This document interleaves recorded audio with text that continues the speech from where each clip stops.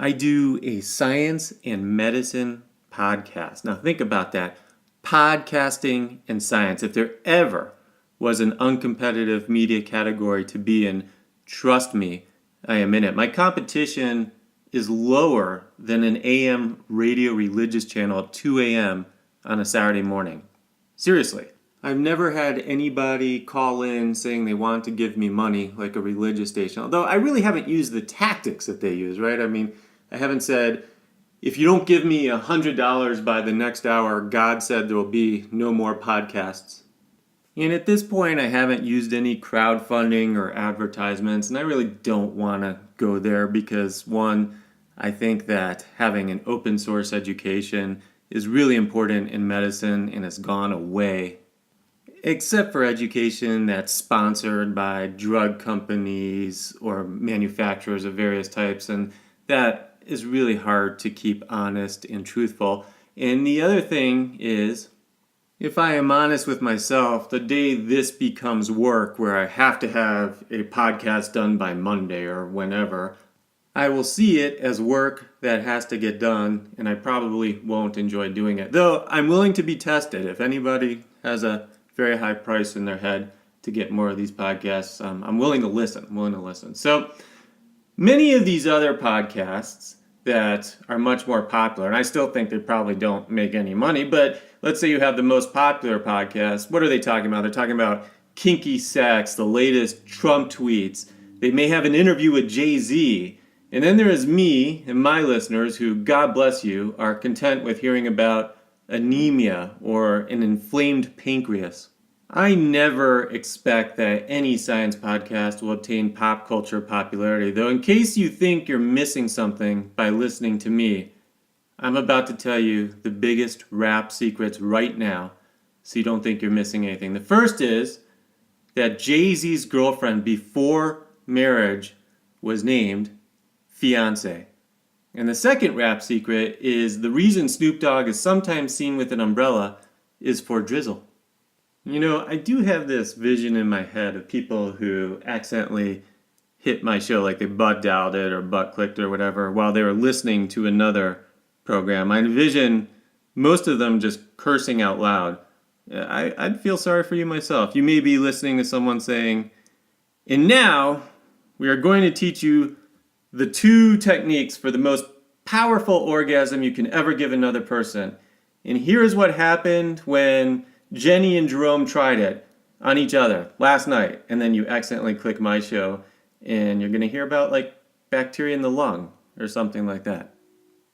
And while fame isn't in the cards for me or most medical podcasters, I will say if you happen to get an STD from kinky sex or get depressed about politics or develop headaches from listening to pop music too loud, then you know my crew, my listeners, has got you covered. We are the nerds you want to see. You know, it goes back to an Indian saying about having wolves inside you, and the very smart Indian tells his son, one wolf can be full of anger and superficiality, and the other wolf is full of kindness and knowledge seeking, and whichever one you feed will grow more strong. Well, I don't know. I don't want to overclaim that we know too much in science. We can't do everything. Can't manufacture diamonds or gold. Alchemy is one of those many examples that prove science has a ways to go. The only way to get diamonds or gold in bulk is either to mine them or you can marry a rich old guy. Alright, so actually not talking about any science today if you haven't figured that out. No medicine here, but I was thinking about something. It's October in Colorado, which means the skiers are starting to get their ski passes. We just got ours, really looking forward to the season, and my kids reminded me of an event from a few years back, and they said, hey Dad, remember that time in the terrain park where you tried to do a 360 to impress us? And they tell this better than I do, but I actually do remember that event. So one day I said, yeah, I'm going to go do this jump in 360 and try and impress my kids and my wife. And they swear I only got like a 90. That's what they say. But I think I got a little over 180. But then I wiped out. There's no question about this. And this was not your average wipeout in the sense I did lose my skis, my poles, my goggles, my knee hurt, my elbow hurt, there was snow in my eyes, and I actually got the wind knocked out of me completely. And so finally I get my stuff together, which basically was annoying everybody that was waiting to do the jump because I couldn't even get up for like 30 seconds. And did one of those teenagers in their baggy pants come down and help me and get my poles and skis? Of course not, because that would ruin the jump for them. They'd have to take the chairlift again. Anyway, I kind of get that. But what I didn't get is my wife, who was skiing above me, didn't stop. She just skied right by me. And so finally I get my stuff, and then I ski down about 150 yards right next to the chairlift, and I say to my wife, Carol, I say, my God, I mean, I just had, I'm still breathing hard because I haven't totally gotten my breath back. So I'm like, you didn't see me? I, totally wiped out, and you didn't stop to help me. And without missing a beat, this is so classic her, she said, well, I saw this guy that landed it, and I wanted to go meet him. Now, since that time, she says she swears she didn't see me, but I think she was trying to teach me a lesson about my ego, but that's okay, because by the next morning, I had already forgiven her. Guys are so predictable, right? Everybody knows what drives us. It's not our fault. That's what guys are. I mean, men even wake up with erections. Now think about that biological phenomenon for a second. Is there anything that could possibly be more frustrating? It's not like the wife is ever going to say, hey, I know we got to get the kids off to school and they're in the next room and we got to get ourselves ready for work, but I was thinking we should take care of your biologic desires first this morning. Well, I guess before kids, anything could happen anytime. And if it isn't, and you're married and don't have kids, then there might be something wrong. But once you have kids, waking up, especially on a school day, is a whole different experience. It's like getting a dental cleaning while you're waiting in line at the DMV. And if you're married to somebody in healthcare, whether they're a man or a woman, that has its challenges because of all the weird hours and tiredness and schedules that go along with that. So I realize that probably just being married to any man has got to be challenging for any woman. But for guys that are in healthcare, it's got to be particularly hard for women who are married to us. I mean, we all are needy, as I said, guys. And you start throwing into the mix a guy who is a physician or PA or NP, nurses of all sorts that work hospital schedules, which includes nights and holidays and all that. And, for guys with limited time, particularly when blood doesn't bother us, the wives say things to their husbands like, I don't really know if tonight's the night because it's that time. And most husbands don't care, but particularly guys working in healthcare, dude, if we created the biggest Japanese flag ever seen, you wouldn't hear a peep of complaining from us. Shoot, man, I got called the next 2 nights. If you're game, I'm game, honey. And, listen, I'm not one of those guys that sits around playing Xbox and spending my vacations at Burning Man. You want a broke man or a busy man? That's the 2 choices in today's modern economy. Well, actually, let me apologize for all the men and women working long hours in healthcare, because we are sorry that there really are days where we are contributing at home probably no better than a high-performance sleepwalker. And thankfully, my wife mostly gets it, though I know there's got to be days that even drives her nuts, working half the weekends, literally since my 20s, not to mention at least half the holidays. But we also see a lot worse around us. So we see military families where a parent is deployed, or worst case scenario, divorced and someone's deployed, and actually the very worst situation, gone to some kind of battle and now gone forever. So that perspective helps.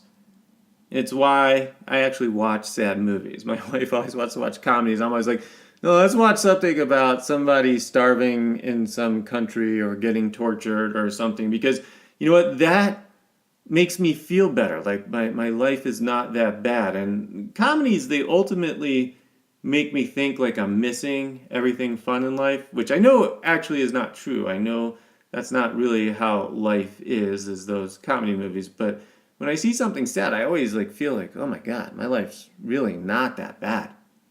We have it really good, I think, by any standards. It seems like love and work and expectations and a lot of aspects of life are getting more challenging for this next generation. You know, we were lucky. We fell in love before the days where you ordered a mate online with a questionnaire that hooked you up by some sort of algorithm. Because no matter what happens, I mean, marriage, it's going to be challenging for both people. It's just, that's what happens when you share your life. And we were together, my wife and I, for 7 years before we got married. 7 years. Now, those first 2 years, and I see this all the time as I watch other people, those first 2 years, everyone in relationships are the same. It is easy to be on your best behavior. But after a few years, you can't really hide who you are. By 7 years, people know who they're getting. People need to wait longer before they get married. I see that mistake all the time. That mistake of lust equaling love, which it doesn't. If you only have felt comfort and pleasure in a short relationship, now think about this. What major period of growth in your life hasn't required some discomfort, whether it was achievements in sports, academics, at your job, or relationships? You will need to push through some discomfort to get to the next level. Getting married the second year is like being on the second day of a month-long binge and thinking it's always going to be a total party. Anything new for a short while can be exciting, probably even prison. You know, it's weird. And maybe this is a sign of how challenging healthcare careers can be some days. Or maybe I am truly just this big of a nerd, but I have fantasized about being put in prison that has a decent library for just like 1 to 2 weeks, not long. So let's, be able to get some exercise out on the yard for an hour each day and then go back to cell and do nothing but read. The food will be terrible and the wrong cellmate certainly could ruin everything, but if you didn't have to have it go on your record, whatever you did, and it was a really short period of time that you would be in prison with a good library, I know some of you are with me on this. Hold on, what was I saying before we got on the prison topic? What would make me think of prison? Oh, marriage. Okay, so as I was saying, my wife and I thankfully dated for a very long period of time. In fact, lived together for a long period of time before we got married, and now we've been married a long period of time. So I don't know what else there is to say. I'm sure you want to know all the dirty details, which actually, no major reason to hide. We do have sex nearly every day. Nearly had it yesterday. Nearly had it the day before that. And nearly had it the day before that.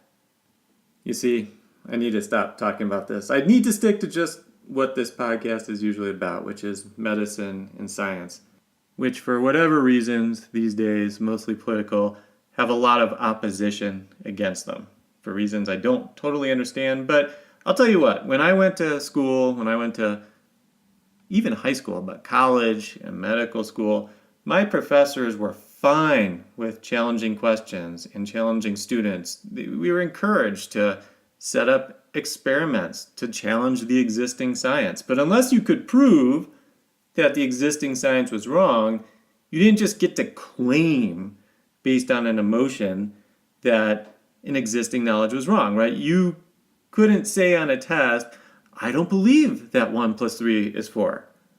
Or that numerous experiments showing that certain gases in the atmosphere don't increase warming.